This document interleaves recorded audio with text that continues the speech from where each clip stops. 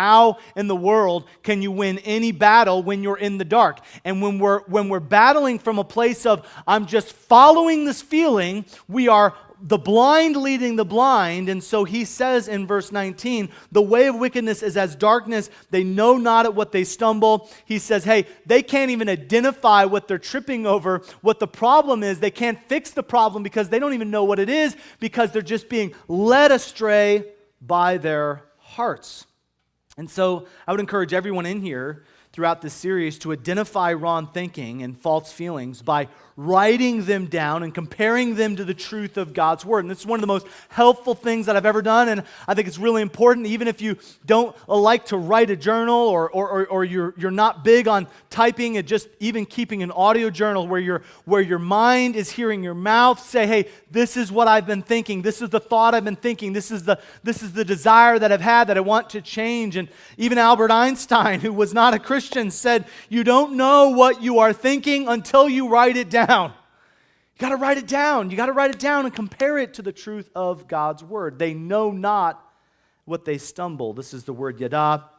It means to refuse to acknowledge, to be willfully unaware, to not understand or comprehend, but not to care, to be uninterested in discernment, to know you don't have discernment, but to not put the effort into trying to figure out, why am I stumbling in this? Why do I have the exact same thought every single day? Why do I have the exact same temptation every day? Why is that? What is this in my heart that has been leading me astray? Why are these weeds of bitterness, and why are these weeds of lust, and why are these weeds growing in my heart? Why can't I root them out? And Paul talked a lot about this, and we'll talk about what he said about casting down the strongholds in 2 Corinthians 10 next week. But David, he was a man that was man after God's own heart, but he struggled with this as well. And in Psalm 139, 23, he says, search me, O God, and know my heart. Try me and know my thoughts, and see if there be any wicked way in me, and lead me in the way everlasting. I heard a story, and I think it was true, by John Ortberg, and he told it because Dallas Willard told it, and he told it because someone else told it, and so you know how these things go. But there was a young shepherd who was really frustrated because his sheep kept getting sick. And he kept inspecting the water, the stream, and it looked clean, but every once in a while he would notice some impurities in it, and he thought, man, I got to get this stream clean. And he would walk up and down the stream, and he'd be throwing out any impurities. And an old man walked by and saw this young man trying to clean the stream. And he said, are your sheep getting sick? And he said, yeah. He said, walk with me. And they walked a few hundred yards up to the top of a stream.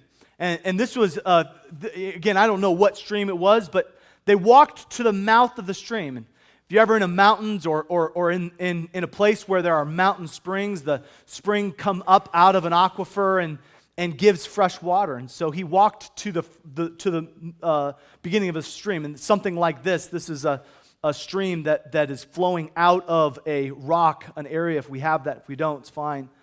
But all of us have a stream. It flows out of our heart. And the older man said to the young shepherd, he said, I wouldn't clean the stream. He said, what I would do is I would bring your sheep to the source and build a wall or build a fence around the source. If the sheep drink from the source, there's no need to clean the rest of the stream.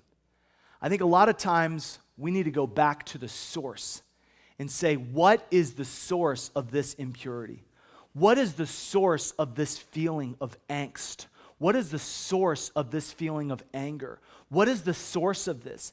I want to go back to the source of God's Word. And if I get the source corrected, and if I get the source pure, and if I'm drinking from the water of the Word, and if I'm in prayer addressing what the source is, I'm telling you, if you get to the root of the problem, those desires, those things that have been tripping you up for years and years, they will change.